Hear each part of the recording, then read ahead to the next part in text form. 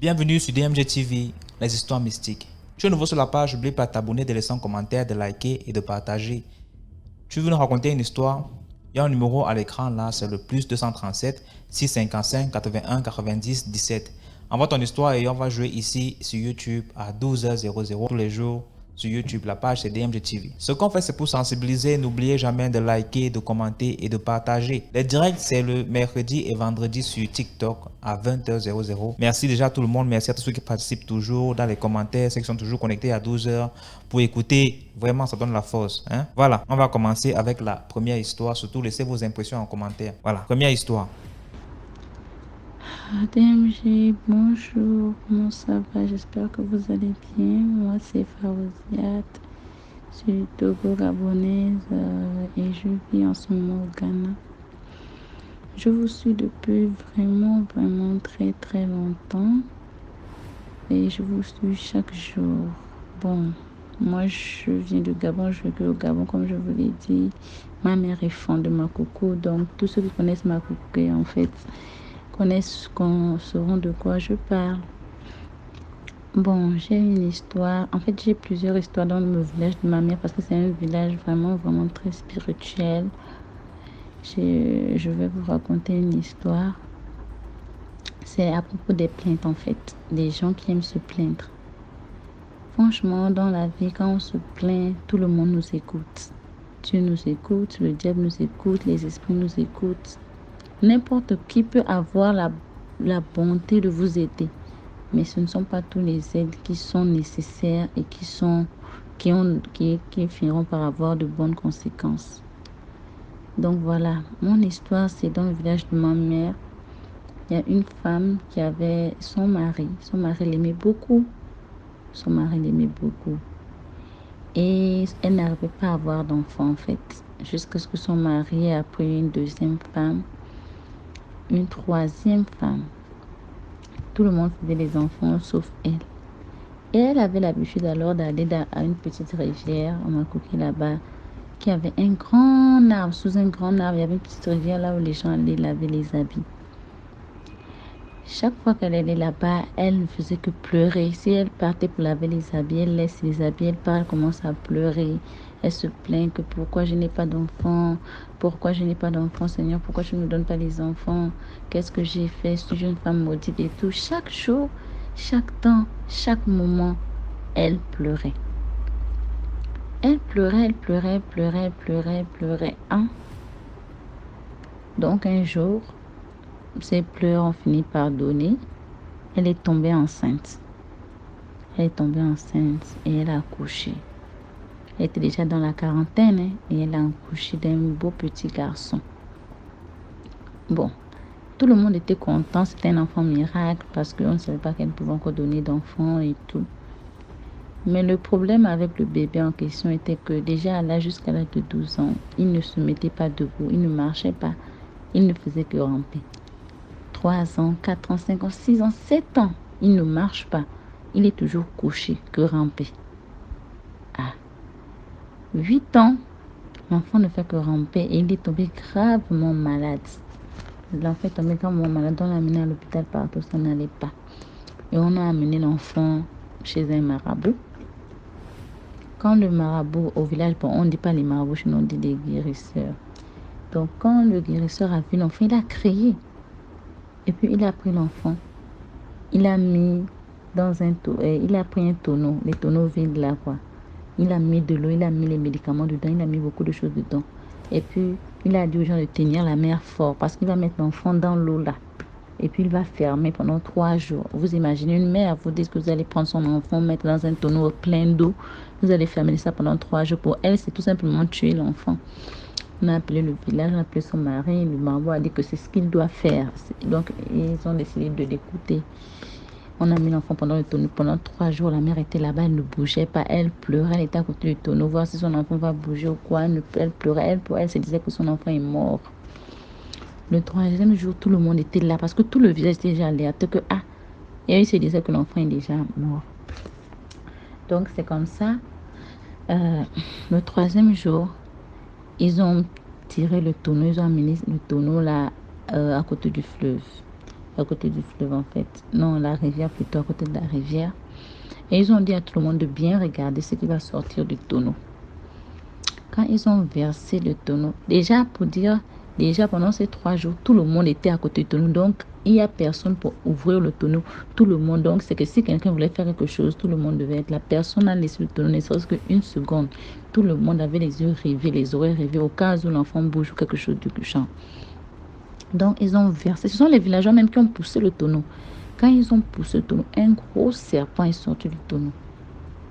C'est là que la maman a commencé à crier, mon enfant, mon enfant. Et le marabout lui explique que ça que tu vas partir, c'est ce qui est ton enfant. Le serpent qui part, c'est ton enfant. Que tu allais te plaindre sous un arbre, quelque part. Sur ce arbre, là vivait un grand serpent qui écoutait tellement tes plaintes qu'il a décidé de t'aider en te donnant un enfant. Donc, il t'a donné l'enfant. Mais étant donné que c'est un serpent, il ne peut pas marcher. Donc, c'est la raison pour laquelle ton enfant n'arrive pas à marcher parce qu'il était un serpent. Donc maintenant, il est temps pour lui de retourner dans la nature. Donc la morale de ça, c'est que les plaintes, on se plaint pour tout sur cette terre. Mais trop de plaintes, ce n'est pas bien. Le diable aussi, des fois, il veut aider. Hein. Des fois, le diable t'aide. C'est vrai qu'il t'aide avec ses conséquences, avec ses idées. Mais quand le diable, la plupart des gens qu'on tente, ce sont les gens qui ont besoin d'être tentés. Parce qu'il y a des gens qui n'ont sincèrement pas besoin d'être tentés dans la vie. Il y a certaines personnes, le diable lui-même, il sait que lui, même s'il n'a pas mangé, quoi, je lui tente, ça ne va pas marcher. Mais il y a certaines personnes que le diable ne les regarde même pas. Mais il s'appelle tellement le diable qu'il est obligé de venir. Donc, c'est ça mon histoire. Et j'espère qu'on aurait d'autres occasions de parler parce que je suis un peu trop timide pour raconter des histoires. Et si avec moi, va aussi, et comment on appelle, Makouké, c'est un petit village, de peur que tout le monde va rediriger ma famille. Donc, bonne soirée. Merci beaucoup pour cette histoire. Là, on va passer à la deuxième histoire.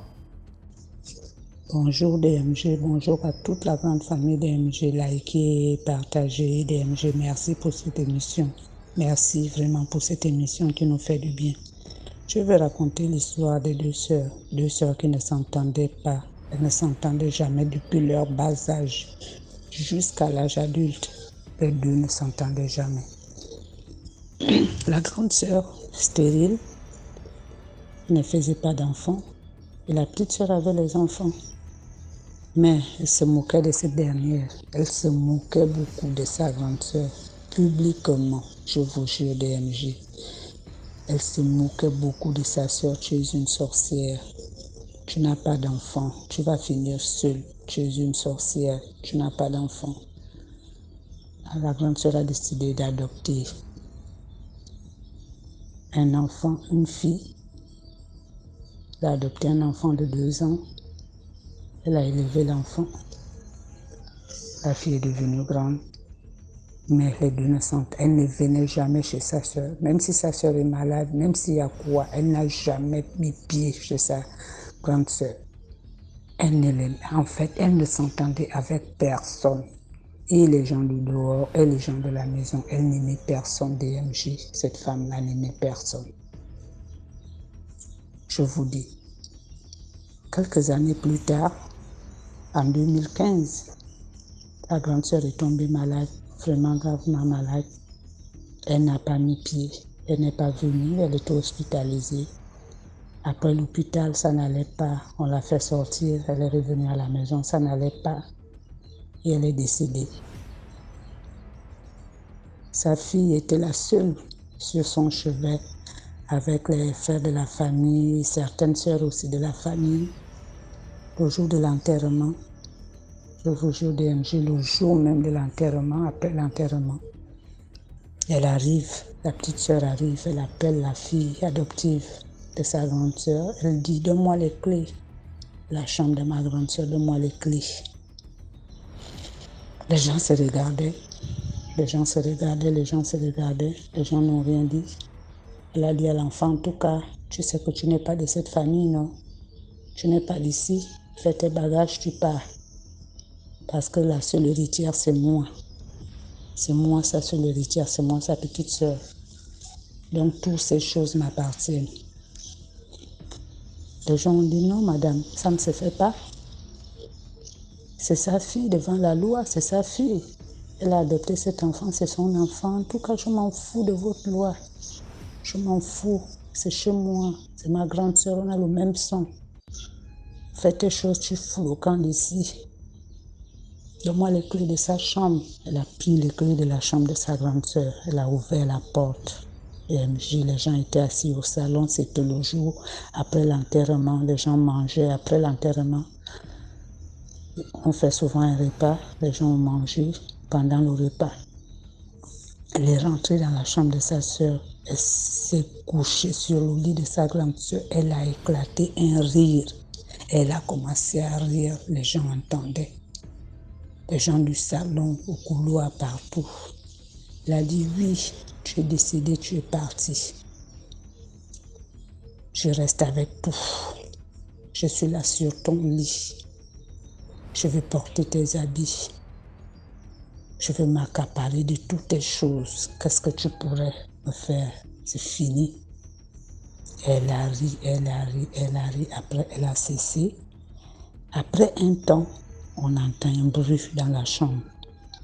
Et après le bruit, c'est les cris. Et quand elle a crié, elle est sortie en courant. En courant, elle a traversé tout le monde au salon en flèche. Elle est sortie à la cour, elle s'est enroulée en criant, enroulée. Les femmes ne se sont pas levées. Hein. Je vous dis, les femmes ne se sont pas levées. Elles ont dit, oui, tu as eu. Il n'y a que les hommes qui sont partis la soulever au sol où elle était. On l'a ramenée, je vous jure, le visage était déformé. Elle avait les traits de 5 doigts à la joue jusqu'au cou. Je vous jure, là. Elle a crié, ça n'allait pas. On a fait appel à son premier fils de venir chercher sa mère. Il est venu, il a pris sa mère, il a amené la mère à l'hôpital. Là-bas, on les a prescrit les anti-inflammatoires, les antidouleurs. Ils sont revenus à la maison, mais ça n'allait pas. 2 jours, 3 jours, ça s'infectait, ça n'allait pas. Après, les parents ont dit non, amène-la à l'église Saint-Michel. Pour les Gabonais qui savent, l'église Saint-Michel, on l'a amenée là-bas. On a commencé à faire des prières, mais je vous jure, ça s'infectait. Elle ne parlait plus, elle avait perdu l'usage de la parole. Elle ne parlait plus. Ça n'allait pas, elle ne dormait plus la nuit. Après 2 semaines, parce que la grande sœur, on l'avait enterrée jeudi. Après la deuxième semaine, l'autre jeudi, je vous jure, DMG, elle est aussi décédée.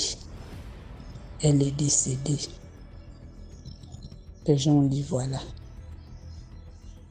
ta grande sœur décède. Au lieu de pleurer, même de faire semblant de pleurer ta grande sœur, tu te réjouis de son malheur et tu mets son enfant dehors. Et après le décès, la petite est revenue chez elle. Les gens ont dit, non, reviens, c'est chez toi. Personne ne peut te mettre dehors, c'est ta mère. C'est elle qui t'a élevé, tu ne connais personne d'autre. En fait, pour moi, la morale de l'histoire, c'est quoi? La morale de l'histoire, dans la vie, ne défiez jamais un mort. Ne défiez jamais un mort. On dit souvent, les morts ne sont pas morts. Les morts ne sont pas morts. Ils sont partout, ils sont autour de nous. Donc, ne parlez même jamais en mal des morts. C'est pas bien. C'est un passage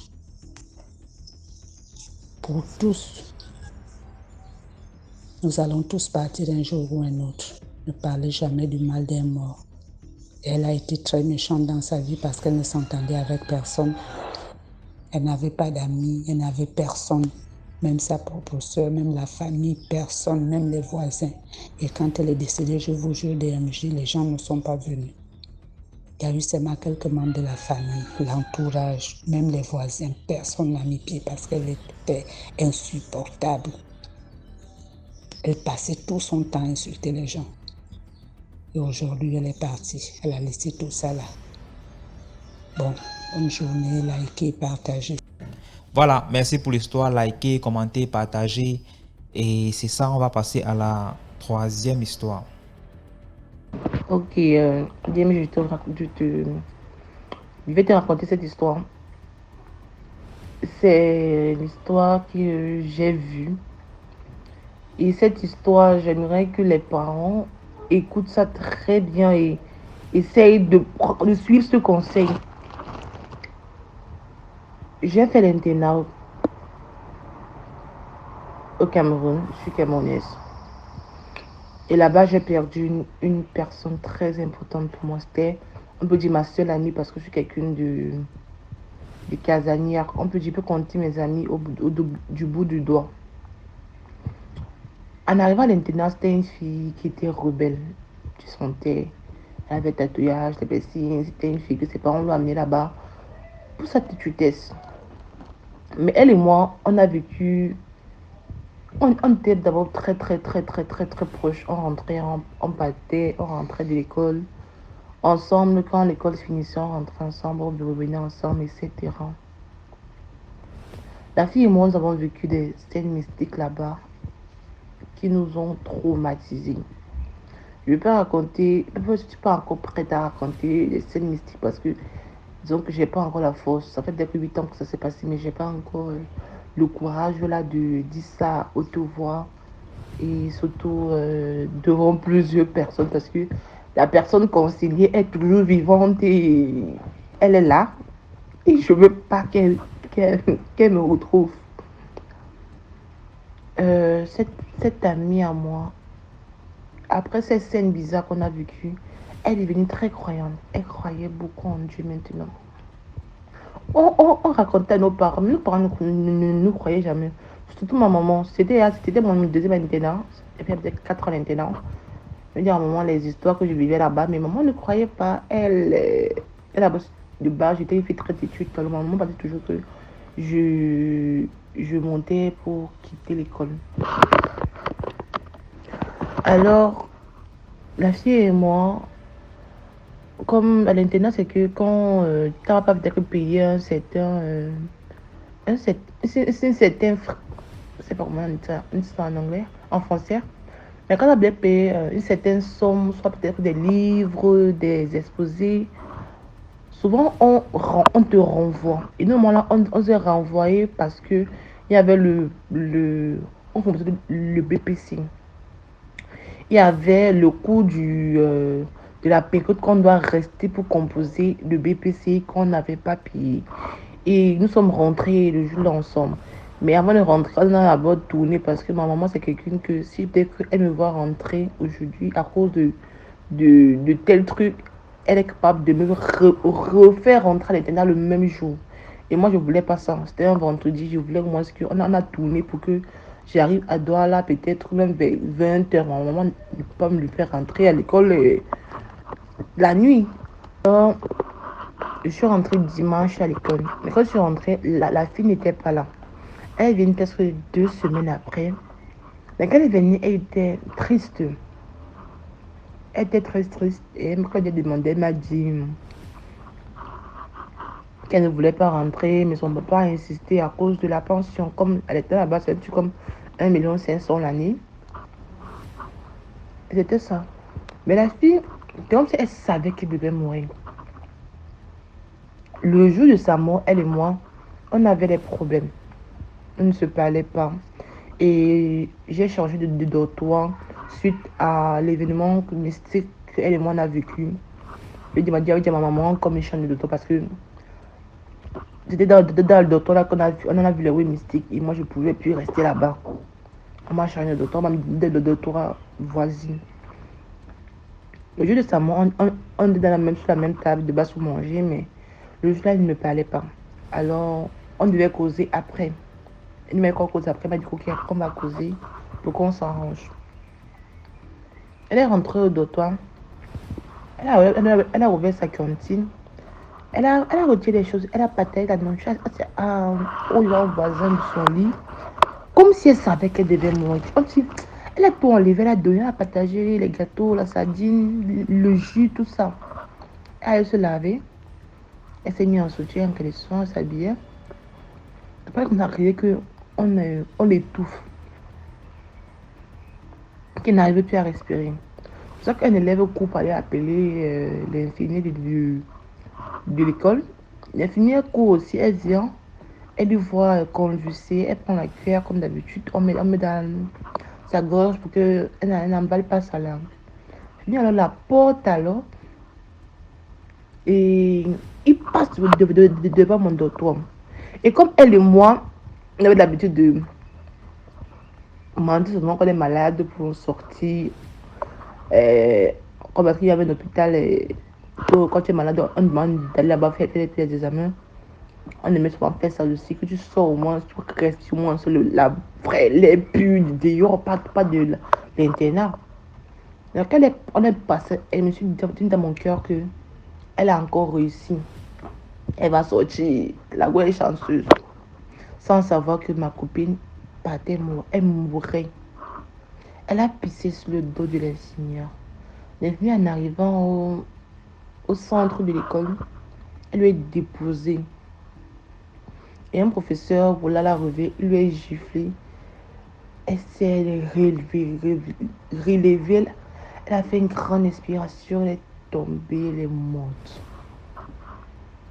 Quelques temps après, son compte commençait à changer, elle devenait violette, tout ça. Pendant le deuil, l'école n'a pas dit que la fille est morte mystiquement. Ils ont dit partout que la fille est morte d'AVC. Alors que la fille n'est pas morte d'AVC. Dans le deuil, l'école a refusé que nous les francophones, sur le doigt là, ses copines qui parlaient le français, pas au deuil. Parce qu'ils ne voulaient pas qu'on explique la vraie version aux parents. C'est comme ça qu'on allait enterrer ma pote, tout ça. Quelques temps après, moi j'étais vraiment touchée. Quelques temps après, je fais un rêve. Dans le rêve, là, je suis dans un marché. Et dans ce marché, je sais pas, je lui vois. Elle vend les oranges. Je regarde bien, je me dis, mais ce n'est pas tel ici. Après, quand j'écris son nom, pour que elle me voit, elle se tourne, elle m'explique ce qu'elle fait dans ce marché. Sachant très bien que je sais qu'elle est morte. Je sais qu'elle est morte. J'ai vu son corps tomber, j'ai vu qu'elle était morte. Mais elle marche rapidement. Je lui suis. Elle marche, je le suis, elle marche, je le suis. Elle entre dans une barrière noire, grande barrière. Du style que la barrière est à une hauteur très haute. Tu ne peux pas voir à travers, même si tu ne peux pas escalader, tu ne peux rien faire. Et la barrière, c'est une barrière que il y a un petit portail, c'est pas une fenêtre où le gardien était. Il a ouvert, il m'a dit, tu cherches qui? Il a dit, je cherche telle. Elle vient en peine d'entrer avec les oranges. Je veux causer avec elle. Il me dit carrément que pour causer avec elle, je dois donner mon bras. On doit me couper le bras pour que je puisse causer avec elle. C'est là où je me suis réveillée. Je me suis réveillée. Et grâce à Dieu, après, quand j'ai fait ce rêve-là, quelques temps après, on devait rentrer, on a fini le composition, on est rentré à la maison. J'ai dit à maman ce qui s'est passé. Maman m'a une fois levé de l'internat. Heureusement, j'ai passé mon bébé sur le temps là. Maman m'a levé de l'internat parce que c'est vrai, elle ne croyait pas avant les trucs mystiques que je lui disais. Mais comme elle connaissait la fille, très bien la fille, parce que ma fille était très proche à moi, elle connaissait la fille et le rêve là, elle me l'a vu que c'était pas simple. C'est quand en suivant tes vidéos chaque temps que je suis persuadée que ma copine a été vendue parce que ce rêve-là n'avait pas l'air d'un rêve. C'était un truc comme si je vivais la chose, comme si je lui ai vu, elle m'a vu, mais elle a fui. Alors, j'espère que cette histoire va faire comprendre aux parents que quand ton enfant te dit je n'aime pas telle place ou telle personne, tu écoutes. C'est vrai, nous sommes têtus, mais il y a des situations. Son père, elle pouvait être vivant si son père, à cause de 1,5 million qu'il a payé à l'école, s'il avait écouté sa fille, s'il n'avait pas peut-être dit non, elle fait les caprices, elle devait être là aujourd'hui. Elle devait être là aujourd'hui. Là, elle devait avoir même presque 26 ans. Alors, chers parents, écoutons nos enfants. Quand nos enfants nous disent qu'ils ne peuvent pas continuer sur telle place, ils ne se sentent pas bien, écoutez-les. Parce que ce qu'elle a vécu, moi je me dis que la fille savait sa mort parce qu'elle avait prévenu ses parents que si elle rentrait, elle allait mourir. Si elle rentrait, elle allait mourir, mais les parents n'ont pas su. Et moi, je doute que jusqu'à présent, ses parents savent parce que je ne sais pas, quand je suis rentrée à Douala, j'ai cherché sa maison, je n'ai jamais, elle m'a dit que sa maison, et je n'ai jamais su où elle vivait. Alors ses parents ne savent même pas véritablement comment est mort leur fille. Alors, chers parents, je vous en supplie, je vous implore, écoutez vos enfants.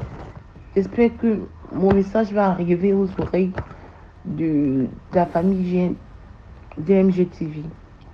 Merci beaucoup. Merci beaucoup pour l'histoire. Là, on va passer à la 4e histoire. Merci beaucoup. 4e histoire.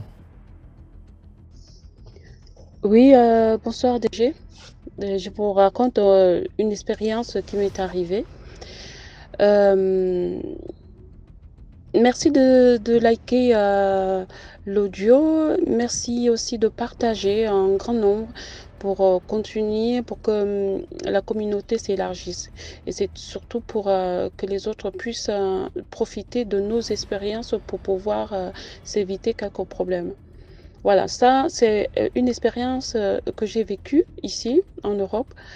J'avais loué une maison. La maison était quasi neuve. Donc, je n'ai pas fait tout le cérémonial et tout ça là d'entrer à la maison. J'étais très pressée de rentrer dans cette maison. Alors, donc, du coup, je prends la maison et j'emménage tout de suite. Et la première nuit, tout se passe très bien. Mais la maison, elle était très belle, nickel et tout ça là, avec 3 chambres. Mais vraiment, elle était trop nickel. Avec mes enfants, on était vraiment bien dedans, quoi. Et bien emménagé.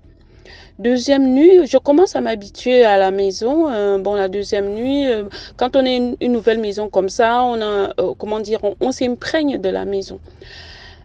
Et comme j'étais euphorique parce que cette maison, je l'avais eue comme ça et il fallait absolument que je trouve une nouvelle maison. J'avais changé de région, j'étais un nouveau boulot, une nouvelle maison.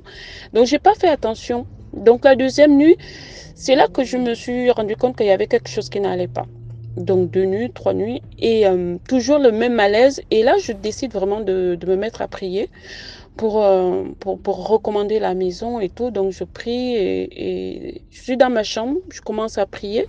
Au moment où je finis la prière, je sens vraiment qu'il y a un truc qui va pas. Donc j'avais une très très grande chambre. Et pendant la prière, j'avais l'impression qu'il y avait une personne assise qui me regardait. Et j'ouvre les yeux, je dis tiens, je ressens pas vraiment quelque chose de mauvais, de maléfique dans cette maison et pourtant tout va bien. Mais c'est quoi cette chose que j'ai ressentie? Je n'en parle pas d'abord et puis bon, il se passe 1 semaine, 2 semaines. Puis un jour, ce jour-là, j'oublie de prier.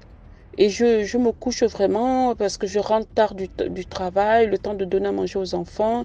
Et voilà, je vais me coucher. Moi, je suis épuisée. Je fais juste une petite prière, mais vraiment pas comme d'habitude où je prie vraiment. Et je fais une petite prière et je me couche. Et au beau milieu de la nuit, je sens une lourdeur. Pas vraiment une paralysie du sommeil, mais une espèce de chape de plomb là qui me prend comme ça. Et puis,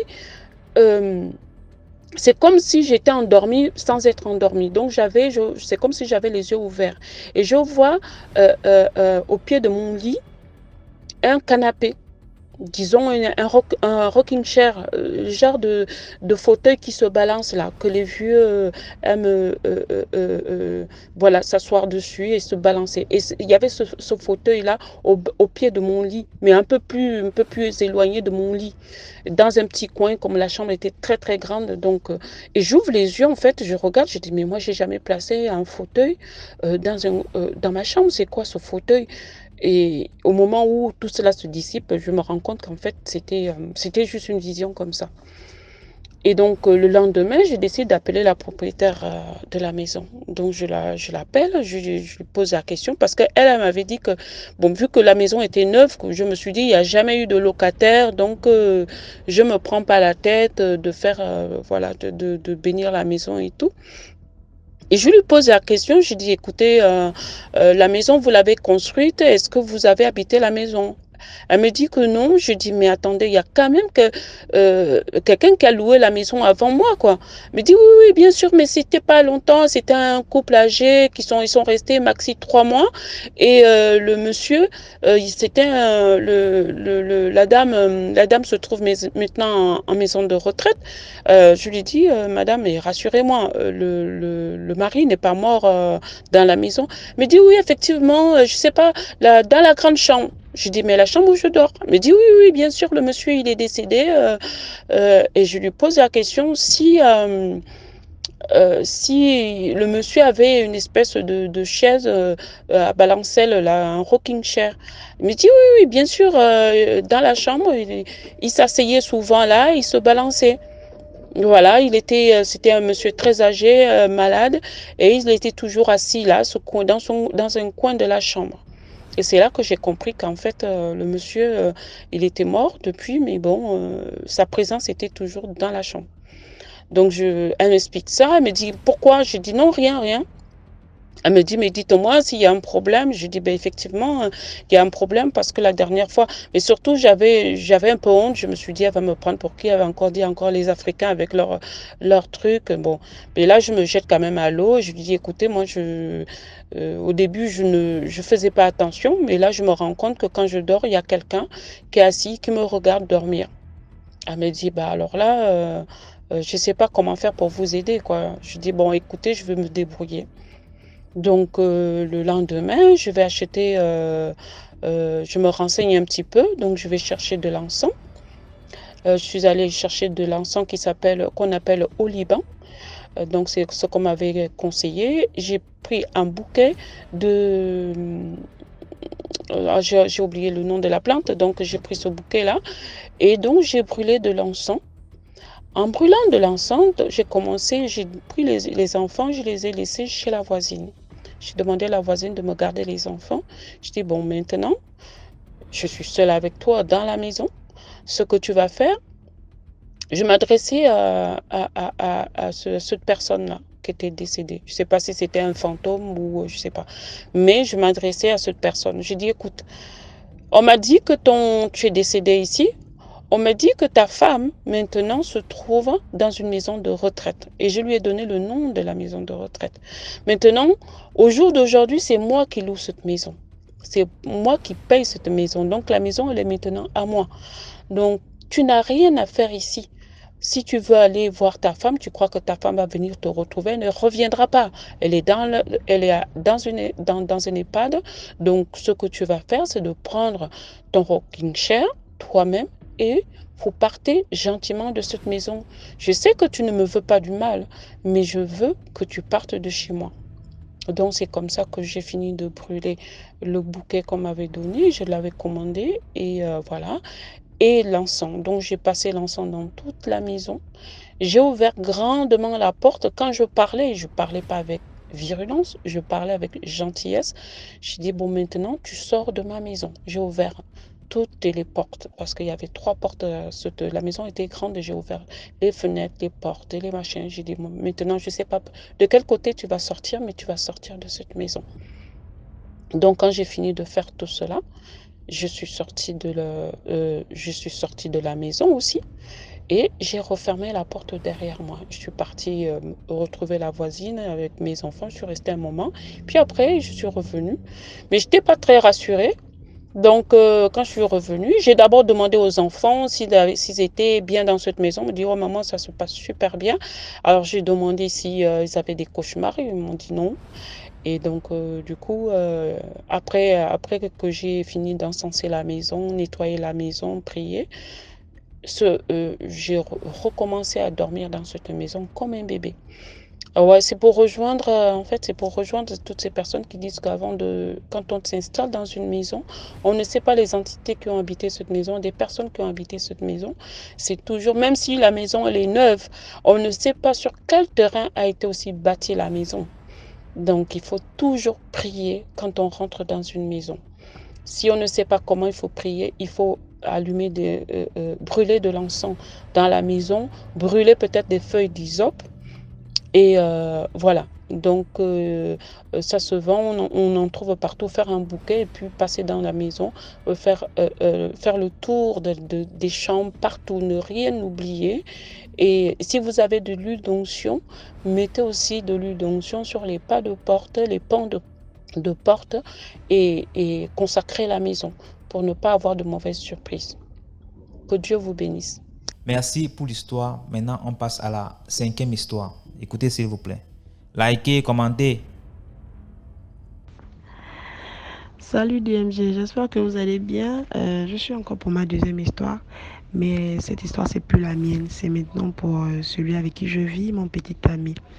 Et lui, il a toujours tendance à vouloir me parler, des petites histoires que lui-même il a vécues, vraiment. Et que de jour aujourd'hui, pour lui, s'il voit quelque chose encore de paranormal, pour lui, ça ne va rien lui faire parce que, bon, c'est vrai qu'il aura peur, mais ça ne va pas trop le surprendre parce qu'il a déjà vu certaines choses vraiment horribles. Bon, c'était en 2005 ou 2008, comme ça, je pense. À cette époque-là, il partait piéger des pigeons dans les écoles. Bon, pas dans les écoles, dans une école de la place ici au Gabon. Je pense que cette école, c'était Oloumi, au lycée d'Oloumi. Et je pense qu'à côté, il y avait des cimetières, hein, je pense, oui. Cimetières de plein Niger, là. Donc, du coup, un jour, il partait la nuit, vers les 20h, 23h, je ne sais pas trop. Il partait. Et puis, d'habitude, il prenait des pigeons, il piégeait des pigeons pour aller vendre le lendemain, je ne sais pas à qui, pour aller vendre le lendemain. Et ensuite, un jour, ils partent dans l'école en question, la nuit. Ils partent dans l'école en question la nuit. Ils ont comme ça à chercher des pigeons dans les salles de classe la nuit, hein, dans les salles de classe. Mais sans vous rappeler que au lycée d'Oloumi en question, à côté, bon pas à côté, quelques mètres après ou avant, je sais pas trop, il y a des cimetières. Il y a un cimetière à côté, mais c'est quand même une bonne petite distance. Donc un jour, il était dans une salle de classe et d'autres gars, d'autres frères, ils étaient vraiment petits, vers les 14 ans comme ça. D'autres frères de lui, ils étaient dans une autre salle en train de chercher des pigeons dans les plafonds du lycée. Bon, j'ai mes frissons, mon Dieu. Quand il me raconte cette histoire, je suis carrément terrifiée. Maintenant, il voit, je sais pas comment dire, un être bizarre. Il voit un être bizarre. Je sais pas quel français il faut employer, mais ce truc, ici au Gabon, on l'appelle le siki. Donc, il a vu un truc de l'escalier, puisque lui, il est à l'étage, il voyait un truc à l'escalier. Il marchait Donc, c'était un petit truc. Un nez. Le nez là même, il est grand. Un petit truc. Il était horrible. Il ne ressemblait à rien que à un truc bizarre. À un truc vraiment bizarre. Et il avait une petite canne. Il rognait, je ne sais pas s'il faut dire ça comme ça. Comme ça.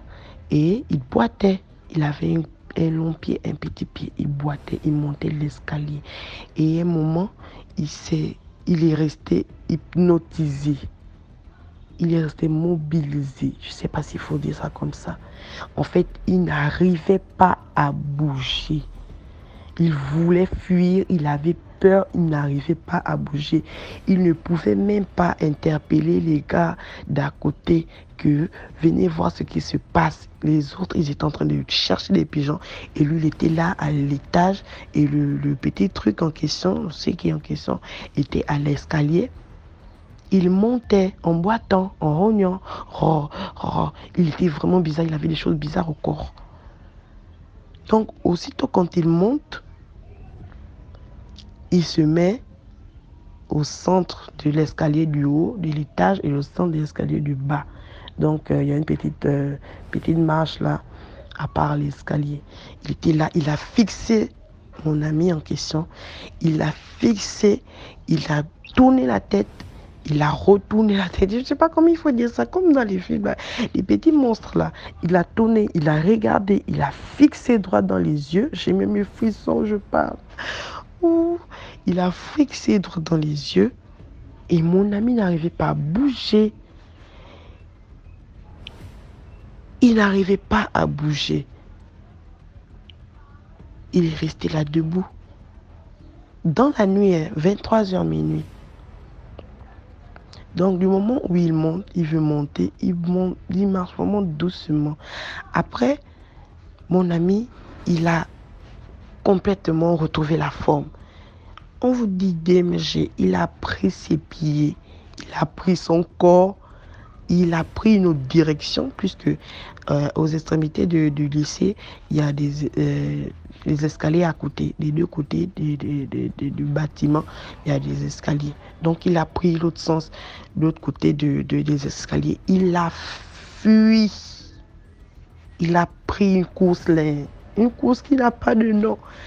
Il n'a même pas interpellé les autres. Il a crié et les autres derrière ont vu le petit truc là, le petit monstre là. Et les jeunes en question, il a crié « Oh merde !» Tous ont fui. Ils ont couru. Hein. Mon ami là, il a couru du lycée de Lomé là jusqu'à droite. Puisqu'il y a un quartier qu'on appelle à droite. Jusqu'à droite. Je pense qu'à là. Hein. Jusqu'à là. Du lycée jusqu'à là, même pas d'arrêt. Il ne sait pas ce que les gens du derrière, les amis qu'il a laissés derrière là, comment ils ont fait. Il ne sait pas. Les pigeons qu'il avait pris, les oiseaux, je ne sais pas quoi, il a laissé, les babouches, il a laissé, il a démarré. Il ne sait pas ce que les gens, ses amis sont restés à faire. Ils ont secouru, ils ont poursuivi, ils ont suivi mon ami en question. Il a couru jusqu'à la maison. De toute façon, il transpirait là. Parce qu'il transpire là jusqu'aujourd'hui. Il a dit plus jamais. Bon, ça, c'était depuis son enfance. Donc, depuis son enfance, depuis le jour qu'il a vu ça, il a dit plus jamais. Moi, je ne mettrai les pieds là-bas.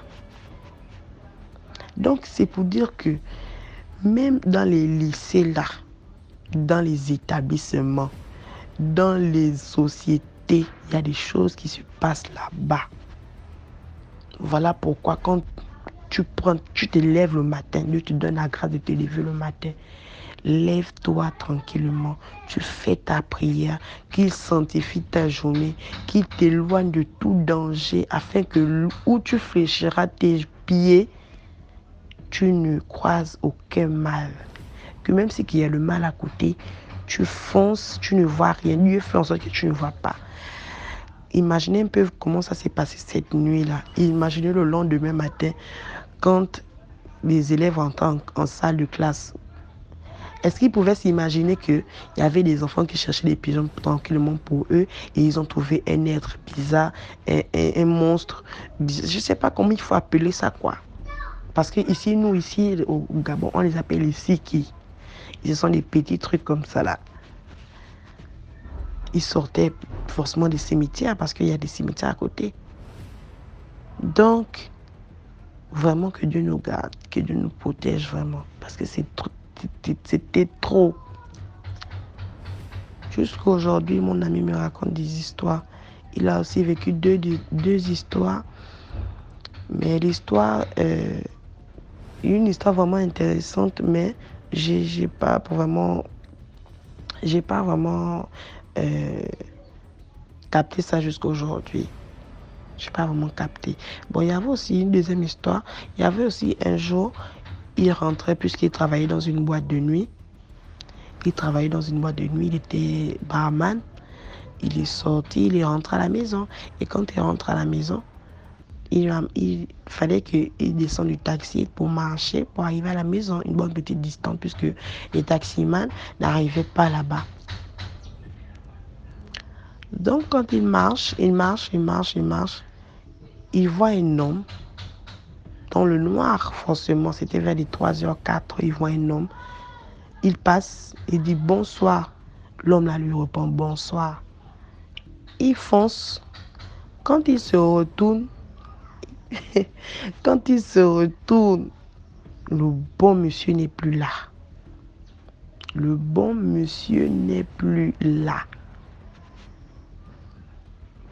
La course qui t'a damé l'air, on dit parce que lui, il aime bien les courses. Depuis son enfance, il aime bien courir. La course qu'il t'a donnée, il est jusqu'à la maison. C'est pour dire qu'il y a des choses qui se passent la nuit. Il y a des choses qui se passent la nuit. Que nous, on dort tranquillement, paisiblement. On fait notre prière, on dort. Mais il y a des choses qui se passent la nuit. Donc, c'était un peu ça, mes deux histoires. Mes bisous. Pas bisous, désolé. J'aimerais demander à la famille DMG de partager, de commenter, de liker. Et ça va vraiment nous faire plaisir d'être méfiante, de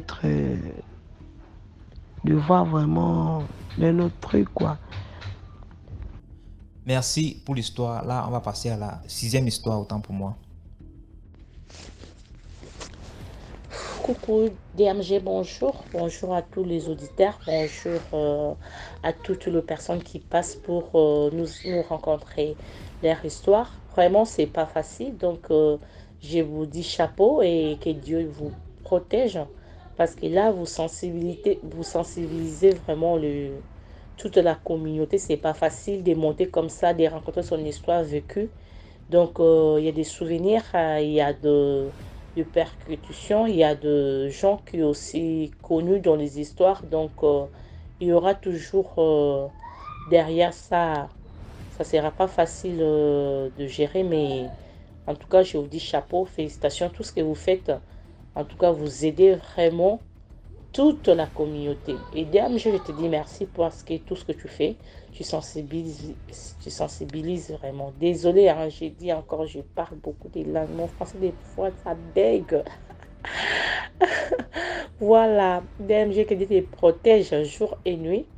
Et tu sois la tête toujours non laquée. Et je vous dis à tout le monde, s'il vous plaît, ça là, c'est pas le travail des DMG seulement. C'est le travail de tout le monde.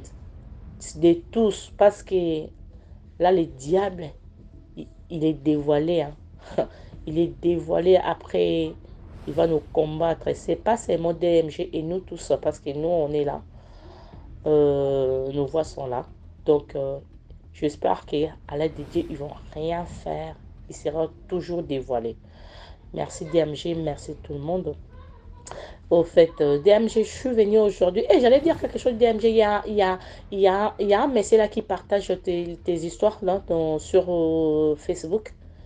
Et du coup, j'ai même mentionné ton nom là sur ses vidéos. Donc, il faut vraiment faire attention et tu regardes tout parce que tout ça là, c'est toi qui auras du problème. Donc, quand je vis ça, j'étais fâchée, hein. Moi, j'étais fâchée. Je dis, mais la personne là peut faire n'importe quoi. Après, ça va retomber sur toi. Donc, il faut être vigilant DMG. Et merci beaucoup pour tout.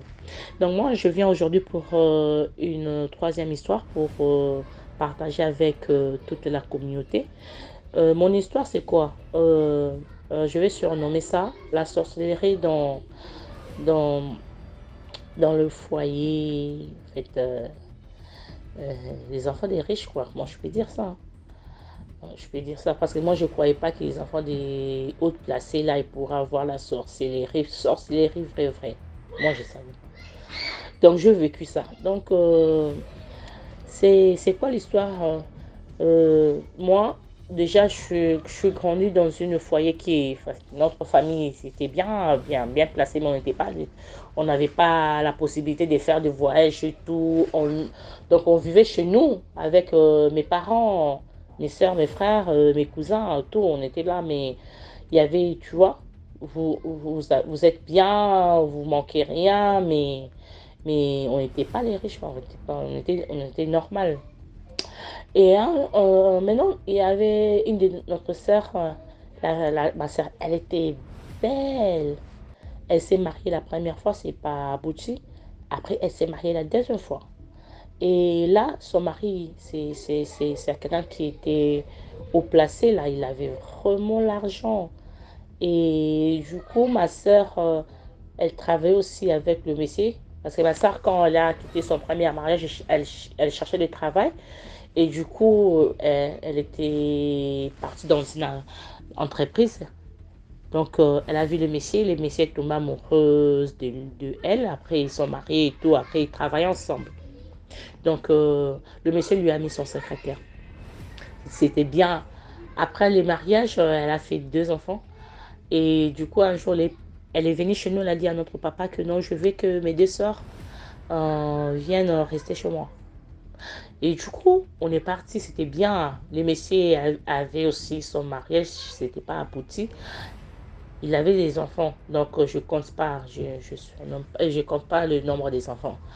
C'était bien là, ça s'est passé bien, toute la vie, c'était waouh.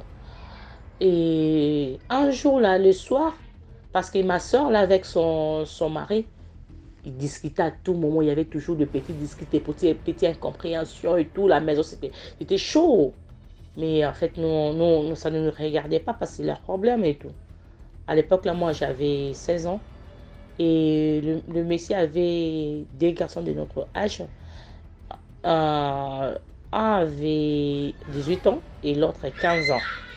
Les 2 garçons. Donc, je ne compte pas les autres enfants. Et on dormait dans une grande chambre. C'était une grande chambre. Il y des lits surposés. Donc, moi, je dormais avec ma soeur et les 2 garçons dormaient à leur côté et ils étaient en face de nous. Mais non, on dormait, on a bien prié la nuit et tout, on est parti dormir. Et la nuit, je suis en train de rêver. Je vis le garçon, je vais surnommer les garçons Patrick. Donc Patrick dormait en bas et son grand frère dormait en haut. Et quand on dormait, et dans mon sommeil, je vis Patrick en train de parler avec quelqu'un. Parler, non, non, laisse-moi, je pars pas. Aujourd'hui, je pars pas parce qu'il y a un barrage là qui me barre, il y a du feu, moi, je peux pas partir. Et la personne disait, non, il faut qu'on parte parce qu'il y a des gens qui sont dehors, ils nous attendent, il faut qu'on parte. Aujourd'hui, tu peux pas rester là, il faut qu'on parte. Mais non, moi, dans mon sommeil, je dis, il faut que je me relève pour voir si Patrick cause avec qui. Et quand je me battais pour se réveiller, j'étais tétanisée et je fais l'effort. Je fais l'effort de se réveiller, là toujours dans mon sommeil. Et quand je regarde en face de moi, je vis Patrick debout et je vis une dame très très très très belle de MG. La dame sortait dans le mur, c'est comme l'esprit, non? La dame est sortie dans le mur, commence à discuter vraiment. Non, non, faut qu'on parte, faut qu'on parte. lui, il disait que non, je ne peux pas partir, je ne peux pas partir parce qu'il y a le feu là. Moi, je ne peux pas partir aujourd'hui. Alors, si c'est comme ça, je me laisse le temps. Je fais les évocations pour que je me libère pour que je parte. La dame disait que non, non, non, non, non, je t'attends ici. Et quand je dis, j'ai écouté que non, je dois faire les évocations, mais non, je me dis non, là, il faut que je réveille. Je me battais pour se réveiller. Je n'arrivais pas, j'étais tétanisée. Directement, la dame a dit que, oh, regarde, regarde, il y a quelqu'un qui nous regarde. Maintenant, la dame m'a regardé vraiment avec un regard très furieux. Et moi, j'avais pas peur. Je regardais la dame. Maintenant, la dame venait vers moi pour m'attraper. Et Joël, et Patrick aussi, venait pour m'attraper. Et du coup, moi, je commençais à dire au nom puissant de Jésus, au nom puissant de Jésus, au nom. Donc, je disais vraiment très fort. Et maintenant, la dame venait vraiment avec force. Du coup, j'ai dit non, là, il faut que je me réveille. J'ai crié au nom de Jésus. Là, c'était fort DMG. Et quand je suis réveillée, je dis, il faut que je sors ici parce que c'était fort, c'était la réalité. Et j'ai dit, moi je dormais en haut, j'ai descendu, j'ai même pas marché sur l'escalier du lit, je descendis, je tremblais, dame, je regarde en face de moi, je vois Patrick debout qui me regarde. J'avais tellement peur. Demande-moi quoi. Quand je me regardais, j'étais toute mouillée. C'est comme si on vient me tromper dans la salle de bain. Là, j'ai tremblé. Je suis sortie dans notre chambre. Je ne voyais même pas. Il y avait la chambre. Il y avait 4 portes comme avant d'entrer dans notre chambre. Le toilette, la chambre de petit et tout, la douche, la portail du couloir. Donc, je ne savais pas comment je me suis retrouvée dans la porte de ma soeur. Je toquais. C'est comme s'il y avait les policiers derrière qui me suivaient. Ils sont réveillés en sursortant. Quand ils ont ouvert la porte, j'étais tout mouillée. Et ma soeur me disait, qu'est-ce qu'il y a? J'ai dit, non, là, ça ne va pas. Ça ne va pas. Ça ne va pas. Ma soeur m'a dit, elle m'a pris. On est arrivé à la chambre, au salon. Elle m'a dit, qu'est-ce qu'il y a? Je dis, je ne parle pas avant de parler. Il faut que tout le monde puisse se réveiller, qu'ils viennent ici. Ma soeur a réveillé tout le monde parce que ma soeur, c'est quelqu'un d'autoritaire. Hein. Elle a réveillé tout le monde. Ils sont venus là. Je vais expliquer comme je vous ai expliqué là. Et DMG. J'ai oublié quelque chose. Patrick avait, le garçon là, il avait un comportement bizarre. Donc ma soeur, en fait, tous les enfants qu'on était là, on était de 7 enfants à la maison, mais c'est lui qui prenait la tête à ma soeur. Donc, Patrick, il ne se lavait pas. Pour laver, c'est très difficile. Donc, il était toujours là, mais il était intelligent à l'école, mais il était toujours là. Donc, fainéant, il faisait rien. Si tu veux, tu dis lave cette assiette, même l'assiette et tout, il ne sait même pas laver l'assiette et tout. Si tu lui dis arrange ton lit, donc lui, il ne sait rien. Donc, il était bizarre. Mais il avait un drap noir. Les draps là, je t'ai dit, DMG, ma soeur peut prendre les draps là. Il met ça à la poubelle. La nuit, là, vous allez retrouver les draps là dans sa chambre. Et une chose encore, à l'âge de 15 ans, Patrick faisait le pipi dans le lit tous les jours. Lui, il ne dépassait même pas un jour. À l'âge de 15 ans, tous les jours, il faisait pipi au lit. Nous, on ne comprenait pas, on voyait ça normal et tout, ça va finir et tout. Et en fait, mais ma soeur, il était toujours derrière. Et puis quand il fait pipi comme ça, il prend ses habits là, il garde ça, toute la chambre, il y aura l'odeur. Pour qu'il puisse même prendre, il était sale, dans la maison, c'est lui qui était sale. Si on l'achète les habits, je te dis, il va dormir avec les habits là, donc ça part toujours à la poubelle. Et quand je tout dit là, j'ai tremblé et tout, son père regarde. C'est ma soeur qui a amené même la prière à la maison là. Le papa, il était, je te dis, dans un état là, critique. Et ma soeur lui a demandé, est-ce que tout ce que je vais surnommer mon nom Élise. Donc tout ce que Élise a dit, c'est vrai. Et Patrice a dit oui, c'est vrai. Ah, DMG, il faut me voir. De vivre avec un sorcier à la maison, à l'époque là, mais un enfant des riches, hein. Je te dis, il a dit c'est lui. Oui, oui, oui, c'est tout ce qu'il a dit, c'est lui, c'est ça. La ma soeur lui a demandé, bon, la dame là, c'était qui? La dame là, c'était ma maman. Et oh, chaque jour, les garçons commencent à parler des trucs, on sort, on part et tout. Mais les jours là, je n'arrivais pas parce qu'il y a le feu à la maison, parce que il a dit que c'est Élise qui m'intercale, je ne puisse pas sortir. C'est pour cela que je n'arrivais pas à sortir, je voyais du feu. DMG, les trucs là, j'ai été dit, ça a fait un tourbillon dans la maison. C'était chaud. Et du coup, on a pris le temps. Quelqu'un a sa sorcellerie.